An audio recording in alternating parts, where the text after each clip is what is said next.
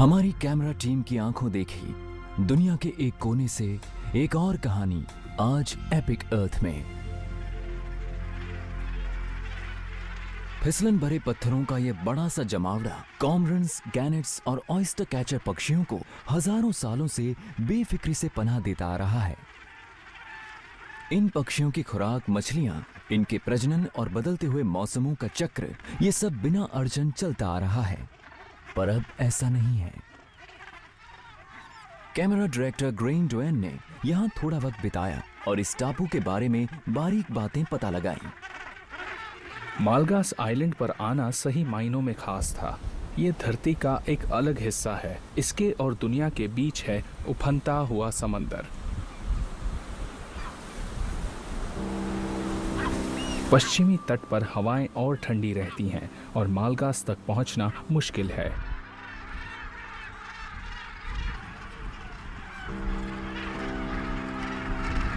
हालांकि ये टापू हमेशा वैसा ही बना रहा है, पर इसे घेरे हुए समंदर ने अपने बाशिंदों पर एक जोरदार अदृश्य हमला किया है। यहाँ के समंदर में शिकार मछलियों की जो जबरदस्त तादाद पाई जाती थी, वो अचानक गायब हो गई है।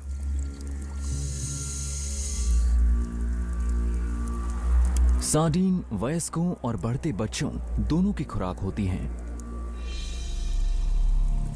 मालगास के आसपास बड़ी तादाद में मछलियां पकड़ी जाती रही हैं। ऐसे में इन प्रजातियों को जब अपना रोज का खाना नहीं मिलता, तो इसका एक बारीक पर बेरहम असर होता है।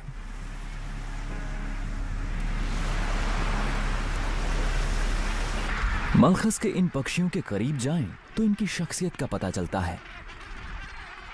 इन्होंने खुद को हालात के मुताबिक बदल लिया है, जिसके रहते वो लंबी दूरी तय करके मछलियों को पहचान कर मार सकते हैं। इनका एक मजाकिया रूप भी होता है। इन्हें देखें तो ऐसा लगता है मानो अपनी चोंच को आसमान की तरफ ताने हुए खड़े हैं। असल में ये पक्षी अपनी गर्दन की धारियां एक दूसरे को दिखाते हैं। हालांकि इनके चेहरों को देखकर लगता है कि ये सब बेवजह है।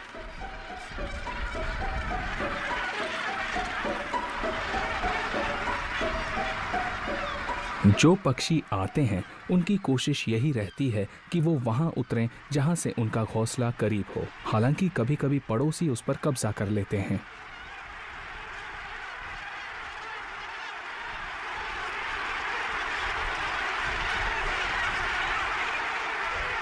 घोंसले को लेकर लड़ाइयां होती हैं, वो बढ़ भी जाती हैं और कई बार बेकसूर पक्षी भी इनके घेरे में आ जाती हैं।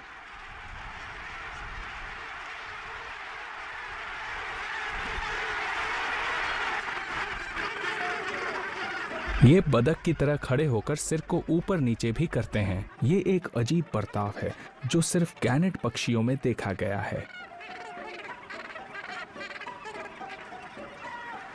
जब हम इनकी काया को ध्यान से देखते हैं, तब लगता है कि ये बड़े शानदार पक्षी हैं। इनकी आंखें इस तरह से बनी होती हैं कि उड़ते वक्त नीचे दूरी का अंदाजा लगा सकती हैं और पलकें पानी में तेज रफ्तार से गोता लगाते वक्त बंद हो जाती हैं।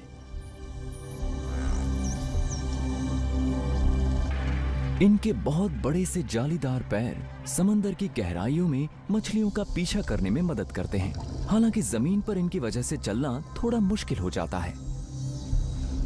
इनका पूरा शरीर एकदम सुडौल होता है। सिर नीचे की तरफ नुकीला सा होता है। उड़ान भरने के बाद ये पक्षी हवा से समंदर में हमला करने वाली मिसाइल की तरह बन जाते हैं।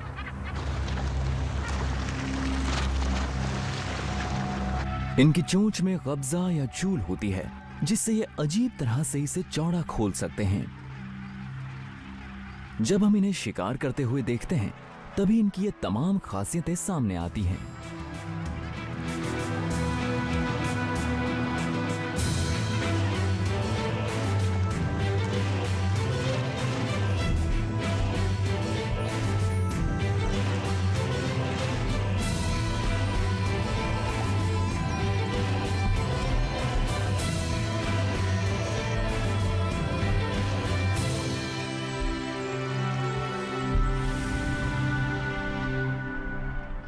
सितंबर में इस टापू पर जिंदगी सामान्य नजर आती है।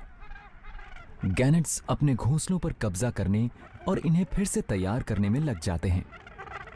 ये एक तरह का प्लेटफॉर्म तैयार करते हैं जिन पर ये घोंसला बना सकें और अपने अंडों को सुरक्षित रख सकें। जब घोंसले की एक ठीक ठाक बुनियाद तैयार हो जाए तो वो अंडा दे सकते हैं। इकलौते अंडे की पहरेदारी की जाती है।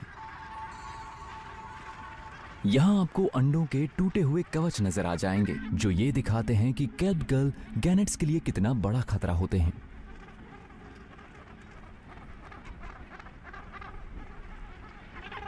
गर्मियों का मौसम अब बीत रहा है। चूजे अब काफी बड़े हो गए हैं। इस पूरे इलाके में उन पक्षियों की सड़ती हुई लाशें पड़ी हैं जो बच नहीं पाए। जो बच गए वो अपनी जिंदगी के एक नए दौर में कदम रख रहे हैं।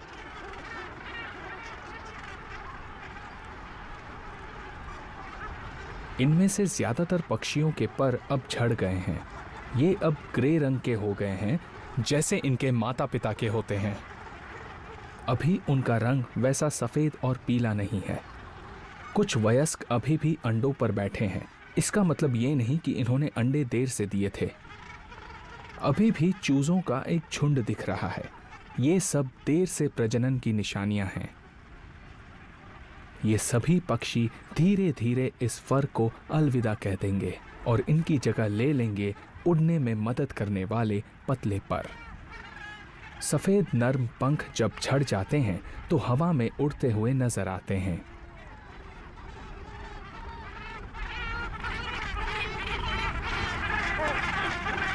माता पिता बच्चों का इस वक्त बहुत ख्याल रखते हैं।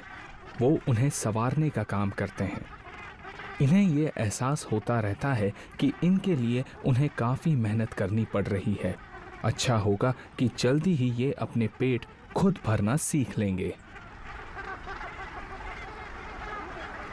हर शाम माता पिता खाने के साथ टापू पर लौटते हैं और भूखे चूजे उनसे खाने की जिद करते हैं।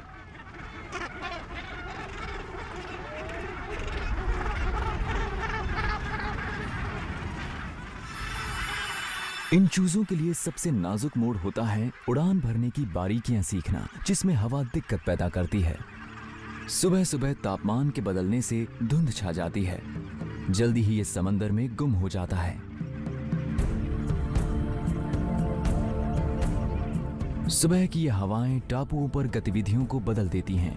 जहां सन्नाटा पसरा था, अब वहां पंख फड़फड़ाने की आवाजें छा जाती हैं।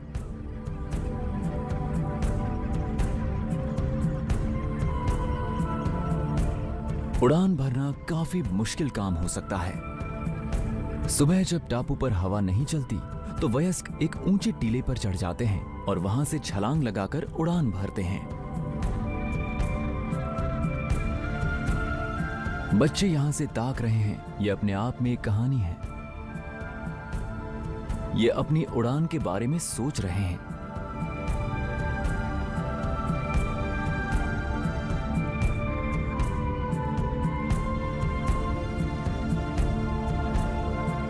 वयस्क पक्षी सबसे पहले उड़ान भरते हैं। इतने सालों के अनुभव के बावजूद इनके लिए उड़ान भरना मुश्किल काम है। हर थोड़ी देर में मैंकोली उड़ान भरकर छोड़ देता है। लड़खड़ाते हुए ये पक्षी दिखा रहे हैं कि इनकी उड़ान नाकाम रही है। हवा के तेज झोंकों के बीच कई पक्षी एक साथ उड़ान भरते हैं और जल्दी ही आसमान इन पक्षियों से भर जाता है। ये पहले अपनी बस्ती के ऊपर कुछ चक्कर काटते हैं और इसके बाद समंदर की तरफ बढ़ जाते हैं जहां ये मछलियां पकड़ेंगे।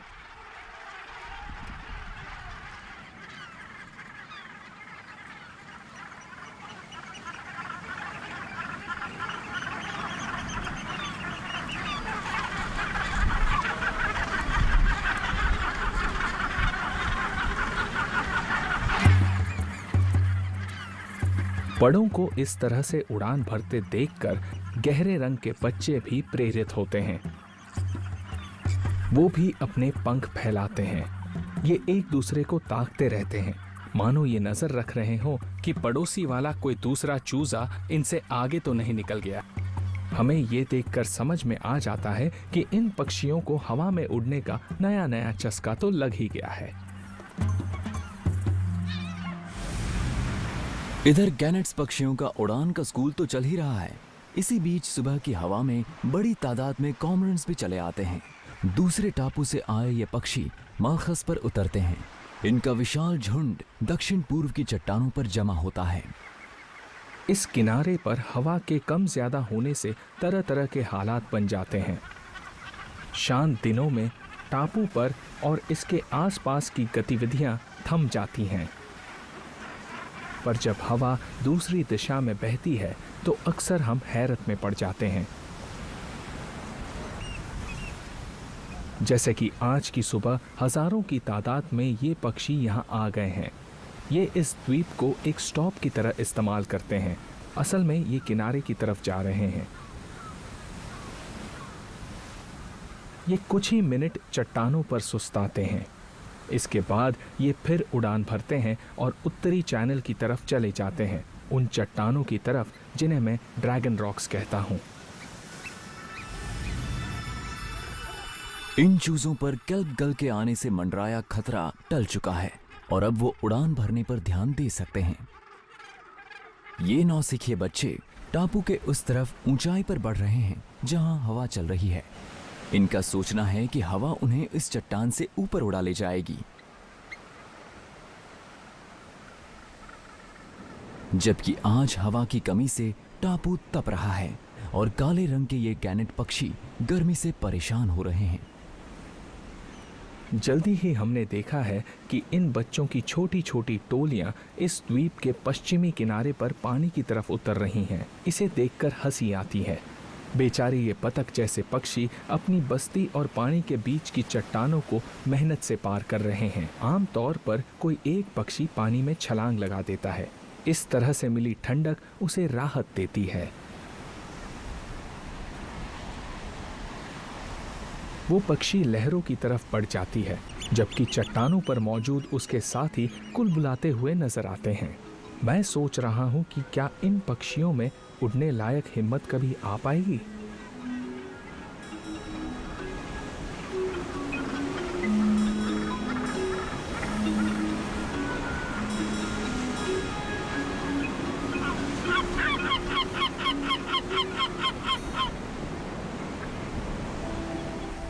कुछ ही मीटर की दूरी पर एक अकेली सील चट्टानों के किनारे पर गश्त लगा रही है।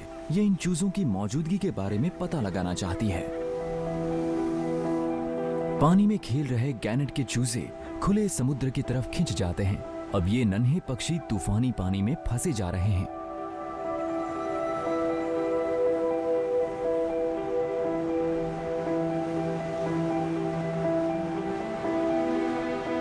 सील फौरन ही इन्हें खा लेती है और केल्प गल बचे हुए हिस्से को खाने पहुंच जाते हैं।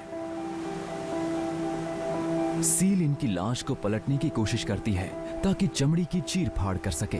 आसमान पर और भी गल्स मंडरा रहे हैं और बचे हुए गैनेट्स ऊंचाई से ये नजारा देख रहे हैं। पानी में तो बहुत मार काट मच गई है और मुझे नन्हे गैनेट पक्षियों पर बहुत तरस आ रहा है। ये हैरत भरी निगाहों से साथियों की मुसीबत देख रहे हैं। उन्हें समझ नहीं आ रहा है कि वो क्या करें कि उनका ये हाल ना हो।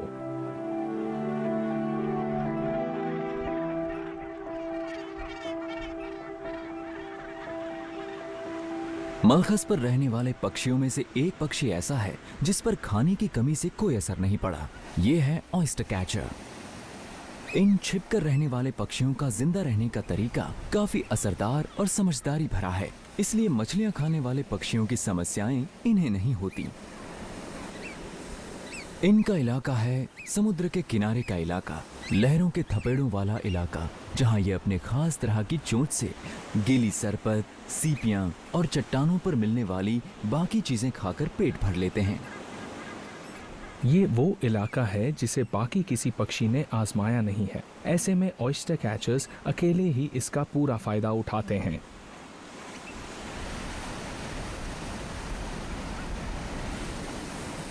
ये रोमांच के शौकीन होते हैं। ये चट्टानों के सिरों पर मौजूद रहते हैं जहां लहरें आकर टकराती हैं।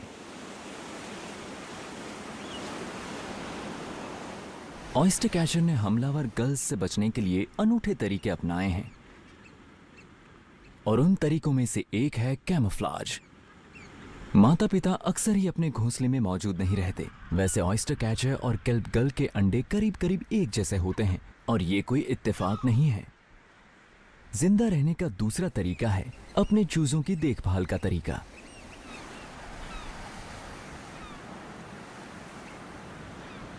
असल में ये कोई देखभाल नहीं करते। चूजे को अकेला छोड़कर चले जाते हैं। जब तक माँ बाप खाना खोजने जाते हैं ये कहीं छुप जाता है। ये चट्टानों की दरारों में छिपा रहता है ताकि भूखे गल्स उसे देख ना पाएं।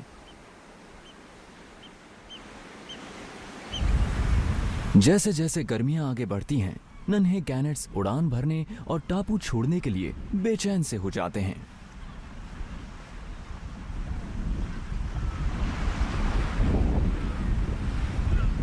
अब तो सील इस द्वीप पर लगातार मौजूद हैं। इनके खतरे के बावजूद गैनेट्स पानी में छलांग लगा देते हैं। उन्हें लगता है कि वो दौड़कर उड़ पाएंगे। जो पक्षी छलांग लगाते हैं वो पानी में उत्तरी चैनल की तरफ बढ़ते हैं। वहां उन्हें बिना किसी अड़चन के हवा मिलती है। उड़ान सीखने का तरीका ये है कि पंख फड़फड़ा कर हवा में उड़ो, जरा सा ऊपर जाकर ऊंचाई से डर जाओ और नाक के बल डुबकी लगा दो।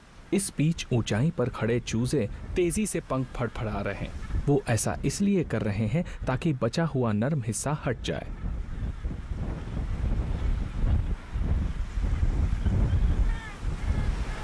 जबकि ज्यादा हिम्मत वाली गैनेट पानी में उतरकर उड़ान और डुबकी की कोशिश में हैं।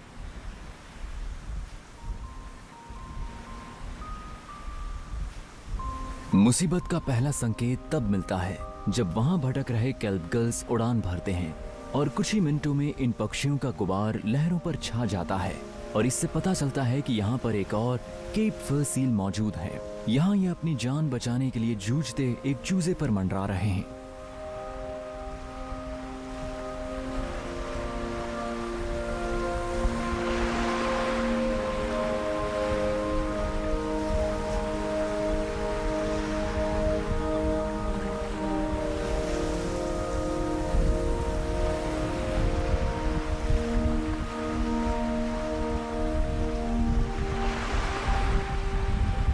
सील अपने शिकार को खाने के लिए तैयार है, लेकिन मलखस की कहानी में एक और नाटकीयता उभर जाती है।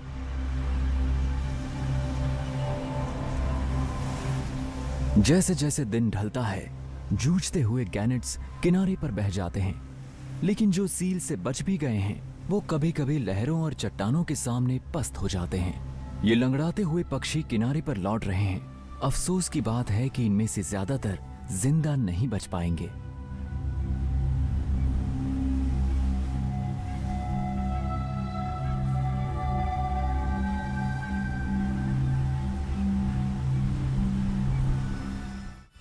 इस बीच हम कई कई घंटों तक इस खाड़ी की चट्टानों पर दिन बिताते रहे। एक दिन हमने देखा कि सील एकदम अलग तरीके से शिकार कर रही है। उन्होंने एक ऐसा तरीका अपनाया जो किसी फैक्ट्री की तरह पक्षियों का शिकार करता है।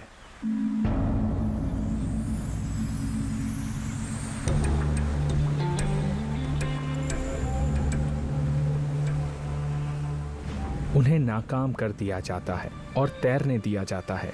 इस बीच दूसरे पक्षियों का पीछा किया जाता है। मरे हुए चूजे पानी में तैरते रहते हैं। सील बाद में इन्हें एक एक करके खाने के लिए लौटती हैं। ये एक भयानक तरीका है। इस तरह बड़ी तादाद में सील का पक्षियों को मारना काफी दिल दहलाने वाला था। गल्स इस पथरीले इलाके में मंडराते रहते हैं। इस तरह जितने भी गैनेट होते हैं उन्हें निशाना बना लिया जाता है।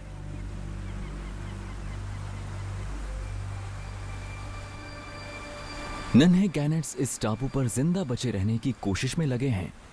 इस बीच बड़े गैनेट्स हवा के बहाव की कमी से जूझ रहे हैं। मलखस के पश्चिमी हिस्से में चट्टानों पर गैनेट्स की कतारें नजर आती हैं।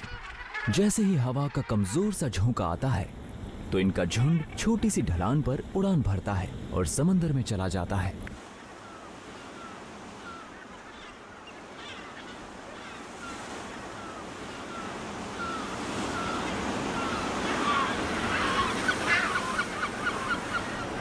हवा के बिना बहुत ही माहिर पक्षी भी उड़ान नहीं भर पाता। ये किनारे के उफनते पानी में उतर जाते हैं और इस बात का फायदा उठाती हैं पानी में रहने वाली सील। आज हमने पहली बार देखा कि सील वयस्क पक्षियों को खा रहे हैं। इससे पहले हमने ऐसा नहीं देखा था, पर असल में ये सील भूखी हैं। इन्हें सार्डिन मछलियां नहीं मिल रहीं, इसीलिए ये बहुत सारे समुद्री पक्षियों को खाकर पेट भर रही हैं। एक मरा हुआ पक्षी चट्टान से गिरकर पानी तक आ गया है। करीब से देखने पर पता चलता है कि असल में सील गैनेट पक्षियों के नरम हिस्सों को ही खाती है और बाकी का बाहरी हिस्सा वो बेदर्दी से छोड़ देती हैं।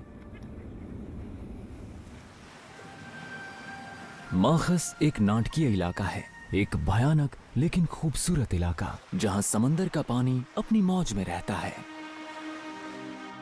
ये टापू तो कायम है, पर आसपास के समंदर में खाने की कमी हो रही है। सार्डिन मछलियों का झुंड अब गायब है। अब ये साफ है कि मछलियों का इतना शिकार इंसानों और गैनेट दोनों के नजरिए से ठीक नहीं है। हम इनका संतुलन बिगाड़ रहे हैं।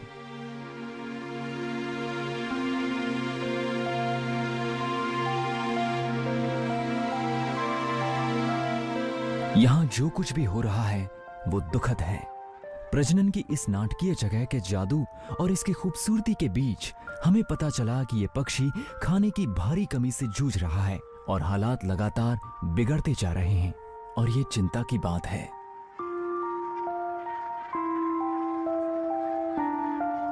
जमीन पर घोंसले वाले हिस्सों के बीच का बंजर इलाका पिछले साल से ज्यादा बड़ा है। इसके बावजूद गैनेट किसी तरह से डटे हुए हैं। शायद ये अपनी बदहाली पर सवाल भी नहीं उठा सकते। इनके पास एक ही तरीका है, अपनी तादाद बढ़ाते जाओ और मलखस आइलैंड की सपाट फिसलन भरी सतह पर अपना वजूद बरकरार रखो।